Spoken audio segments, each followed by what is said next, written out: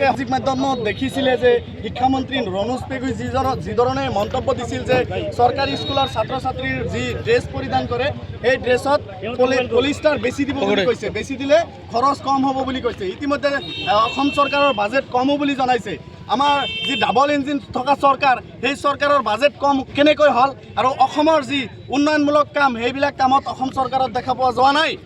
ইতিমধ্যে আমি ইয়াতে প্ৰতিবাদ সাব্যস্ত কৰিছিলোঁ হিমন্ত বিশ্ব শৰ্মা তথা আমাৰ শিক্ষামন্ত্ৰী ৰণোজ পেগু ডাঙৰীয়াৰ প্ৰতিমূৰ্তি দাহ কৰিলোঁ।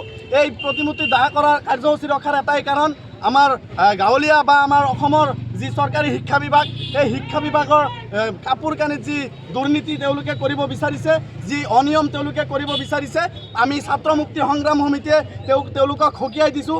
এনেকুৱা অনিয়ম, এনেকুৱা দুৰ্নীতি যাতে অসমৰ চৰকাৰী স্কুলত যিসকল ছাত্ৰ ছাত্ৰী শিক্ষা দান কৰি আছে, শিক্ষা লৈ আছে, তেওঁলোকৰ বিৰুদ্ধে এই ধৰণৰ অপপ্ৰচাৰ বা এই ধৰণৰ দুৰ্নীতি নচলিব।